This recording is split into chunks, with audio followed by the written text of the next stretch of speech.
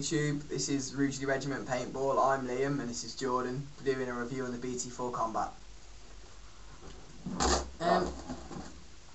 Right, to start with, this is the BT-4 outer box. When you order it, this is what you get. You'll get the box listing the good points about the BT-4, and then when you unbox it, on the back you get all this stuff like listing parts and everything, which is quite useful. It's got the good points, and you just pop the box. First thing you get is the instruction manual. It has with a warranty. It's the owner's manual. It's got all the information you need really for the combat, ERC, Delta, Delta Elite, grip clip, electronic grip, and Apex. If you buy anything else that isn't in this book, that will also come with some form of instruction manual on how to do it. Put that on the floor. You also get the first layer of foam just to keep the gun protected so it doesn't slide around. And then once you get there, here is your gun. As you'll see, you find it. It should, I can't remember how it was set up, but generally it's set up like that. Yeah, as he said, it's just set up with the main frame here. The safety will be off. There is the barrel there, and then drop it. So just screws on, nice and easy. Screw it anti-clockwise, and it'll go on. And then for when you're playing the games, you've also got the barrel sock. Obviously, when you go, you should know this. This is just for newcomers, basically. It just goes on when you're going back to towards the lobby, base camp kind of thing, and it just goes on nice and easy, so you can't shoot through the sock. And you'll also find your Allen keys, which allows you to strip down the gun, etc. That's essentially getting the gun out of the box. Now we're going to talk about the actual gun.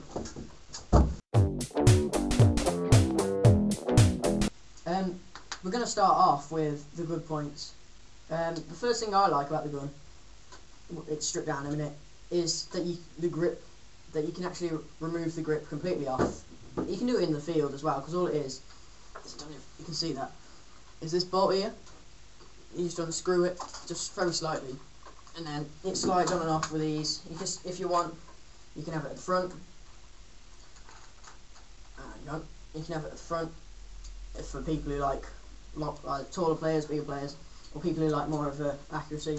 And for the people who are more speed and want to manoeuvre it quite quickly, they put it to the back. You can have it whatever suits you. Like I have it all different. It all depends. It's because basically, even if you don't want, you can change it. You can have like a bipod grip. You can have a laser. You can have a sight. That's one of the good points. The other one is. My first good point is that it's impact resistant. So basically, the idea of that is when you're playing out on the field, you don't want to. I mean, you're blatantly going to get shot in the gun and that.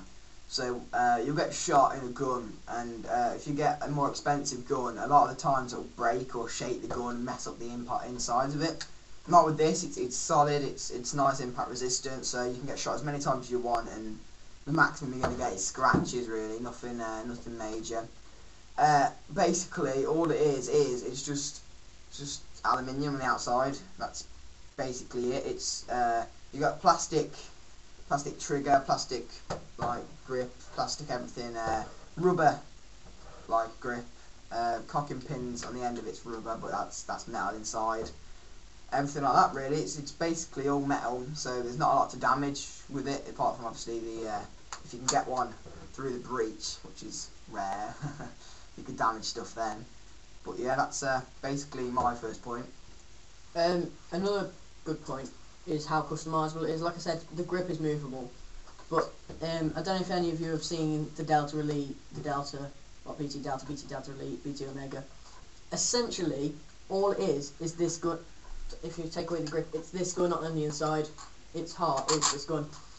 You can customise it. It's got standard 1913 army rail on top and bottom, so you can put whatever you want on there. You could put this is the V-neck can come on and off really quickly as part of it. All you got to do is push a pin in that side, pull it and push it on.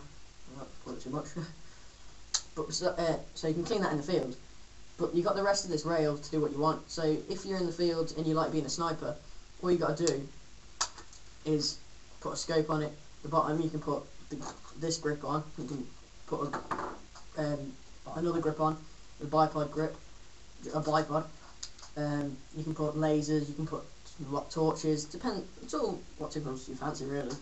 You can change the barrels. I know you can do that on almost every gun. This is an A5 thread, one of the most common threads there is. It's just so customizable. It's great. So if you're a new player who is unsure how they want to play the game, for example, X-Ball, this may not be a gun for you because I know a lot of you players, especially in America, you all have like the really small guns that you can quick, fast fired, you double tap trigger.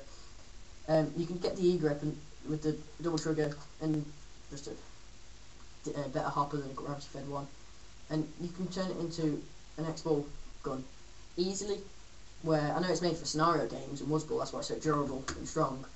You could just, if you, like I said, sniper, bigger barrel scope, smaller player, just cramp everything up. It's so customizable, and that's what I think makes it a good gun.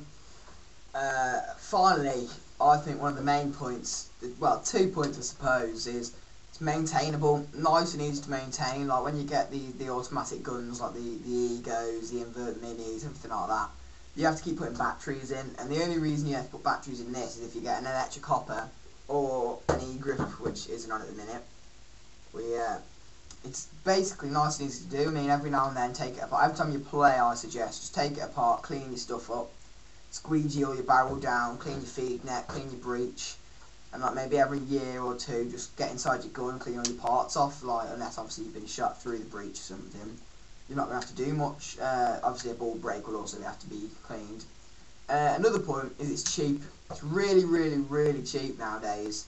You can get it for like £110, £120, which is like $150, $170. So really, you're not paying much for what you're getting. It's nice value for money. Obviously, it's just a beginner or intermediate gun, but it can be, as was said, customised up to like the highest level kind of thing. It can be played for tournaments in Woodsball and everything. So overall, I'd say it's a really good gun, yeah. So now we're going to go on to the bad points of the gun.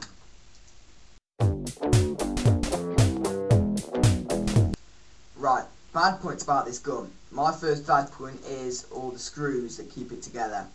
The basic idea is you've got 4 screws to keep the main body together, which if you release, a bunch of springs will come out and hit you. So you don't want to really be doing that unless you've got to. You've got the grips, screws and everything, which isn't really a problem. The main problem with the screws you're going to have is there. Where you screw your air tank in, or your CO2 tank.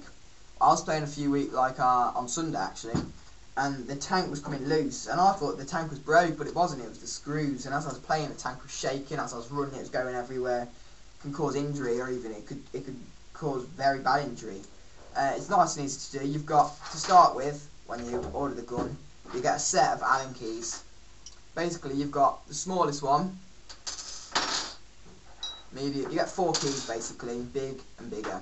You get some spare O-rings, and that's really all you need to start with. You're not going to have main problems. Just keep your Allen keys safe because they're all used basically, and yeah, the screws, just make sure they don't come loose because a lot of the times you can lose some screws. And I mean, yeah, sure, it's not going to be a lot of money to replace the screws and that, but it's annoying really. If you lose one of those screws when you're playing the game, you're screwed because you can't play again, because you need them to keep your tank nice and safe. My first bad thing, well, it's more personal appearance if I'm honest, opinions, is the barrel. It's too short. This is only 7.5, 8.5 inch long barrel, which is great for you short range players who like running and fast firing. For me, and I'd have to say most, who like accuracy, you want a bigger barrel. Like a 14-inch barrel is usually good for this gun because it fires up to 150 feet plus accuracy, and then that barrel, it just doesn't help anything to it. So if I was getting the gun, I would honestly look. I'm getting mine off. I've got mine off eBay. My 14-inch barrel. They're only like £15. You can get the stupidly big ones like the 21-inch barrels, which are like 60 quid plus, or you can buy them off professional shops and things like that, which are expensive. But if you look on the enough websites, you can find cheap ones, which are great. So the barrel that comes with it, I think, is too small. I don't know if people will disagree. Even people think this is a great size, especially some guns have hardly no barrel. I'm thinking, how do you play? But yeah, that's probably my first bad point. It's definitely the size of the barrel. It's too short. Yeah, I'm the complete opposite. I prefer faster guns, and you're going to ask why I bought this gun. Because basically, we play at our local place, Stormforce Paintball. Obviously, it's mainly woods balls, so this is a good gun to keep nice and maintainable. If you're a player like me, the things I would suggest is keep the barrel. It's not a big problem for players that like running in and that. Buy an E-grip. You can buy them for like on big shops and that they're like 85, but on eBay you can get them nice and cheap, maybe 60-65 £. And obviously they're nice and easy to do. You just unscrew that pin, and those two, and it'll come off your thing. You just screw it back in, and then obviously you've got the batteries in it. But the problem with me is once you buy a electric trigger and that, you've got 2 triggers then, so you can walk the trigger. This time you only get 1 trigger. I'm sure you can fire as fast as you want with that, but I mean you don't want to be chopping balls and that. So with the 1 trigger it's good, but you can only fire the 1 at a time, and it kind of gets a bit overpowered when you're against people with egos and invert minis and guns along those lines. Just while I'm on the subject, one thing I'd like to take up is we had some confusion whether it's bolt action or semi-automatic. It's semi-automatic. It only does that. It goes forward because there's no air in it or CO2. It does that 'cause it's obviously mechanic, not electric and everything. So yeah, once you've got air in there, it's nice and neat with the semi-automatic. The final bad point is definitely for me is these shiny. Well, it's like almost fluorescence names on the side and the warning on the other side. Like, I know people have like the bright blue, bright pink, bright red guns. Well, like, I can understand that you want a good gun, but with this gun it's black, so you're naturally going to keep yourself concealed, aren't you? But then you have this big shiny thing, so you're in a bush. If you have a blue one, yeah, it does slowly seal it, yeah, slowly camouflage it in.